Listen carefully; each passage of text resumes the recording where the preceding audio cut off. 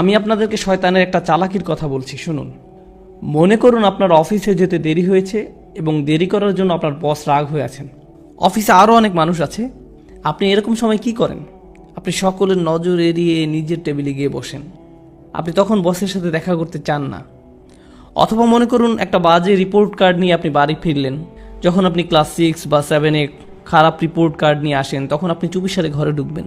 কোনো আসসালামু আলাইকুম নেই, কোনো কিছু নেই। চুপিসারে ঢুকে আপনি ঘুমের ভান করে পড়ে রইলেন। মা যদি জিজ্ঞেস করে আজকে স্কুলে কি হলো, আপনি তখন বলবেন তেমন কিছু না। আপনি যখন কাউকে হতাশ করেন তখন তার থেকে দূরে দূরে থাকেন, এটাই স্বাভাবিক। এই ক্ষেত্রে যখন আমরা অশ্লীল কাজ করি, নিজেদের উপর জুলুম করি, তখন আমরা কাকে হতাশ করি? আল্লাহ আজ্জা ওয়া জাল্লাকে। আপনি আল্লাহকে অসন্তুষ্ট করেন, শয়তান তখন এর সুযোগ নেয়। আপনার কাছে এসে সে বলে, তুমি এখন আবার সালাহ পড়তে যাবে? ভণ্ড, তুমি এসব অশ্লীল কাজ করে এসেছো, এখন আবার একটা ক্লাস করতে যাবে? এখন তুমি ইবাদত করতে যাবে? তুমি তো দুমুখ মানুষ। তখন সে বলে, হ্যাঁ আমি তো দুমুখ মানুষ, আমার সালাহ পড়া উচিত হবে না। শয়তান আপনার গুনাহের সুযোগ নিয়ে আল্লাহর কাছ থেকে আপনাকে আরও দূরে সরিয়ে রাখে।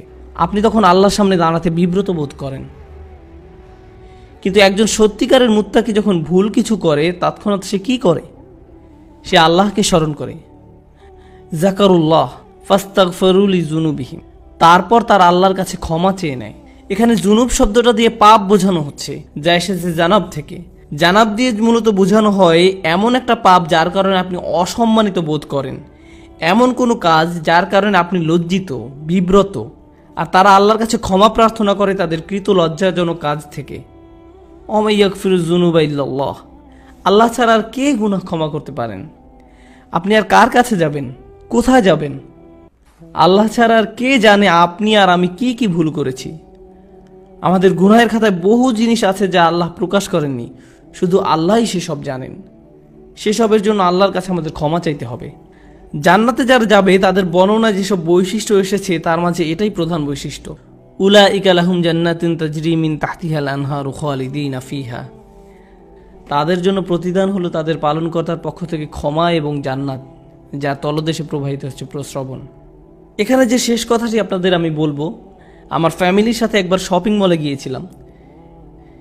সেখানে এক মা তার ছেলেকে ভীষণ বকা দিচ্ছিলেন, আর ছেলেটা চিৎকার করে কাঁদছিল। মা ছেলেকে কষে একটা চড়ও বসিয়ে দিল। কিন্তু আপনি জানেন বাচ্চাটা তারপরও কার কাছে গেল?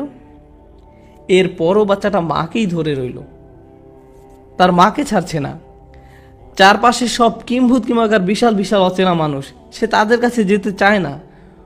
যদিও তার মা তার উপর রাগ হয়েছে, হতাশ হয়েছে, তাকে বকা দিচ্ছে, কিন্তু তার আশ্রয় সুরক্ষা সে কার কাছে পাবে? তার মায়ের কাছেই। এই দৃশ্য আমাকে ভাবিয়েছে, সুবহানাল্লাহ। যখন আমি আপনি গুনাহ করি, যখন আমরা আল্লাহকে হতাশ করি, তার অবাধ্য হই, আমরা কার কাছে যাব? আমাদের আর কোথাও যাওয়ার আছে? আমাদের আর কোথায় যাওয়ার আছে?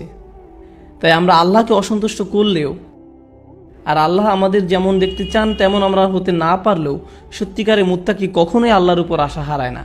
আল্লাহর উপর আশা হারানোর অনুমতি তিনি আমাদের দেননি। লা তাকনাতু মির রাহমাতিল্লাহ, সত্যিকারে মুত্তাকি কখনোই আল্লাহর উপর আশা হারায় না। আল্লাহর উপর আশা হারানোর অনুমতি তিনি আমাদের দেননি। এই আচরণ আমাদেরকে রপ্ত করতে হবে।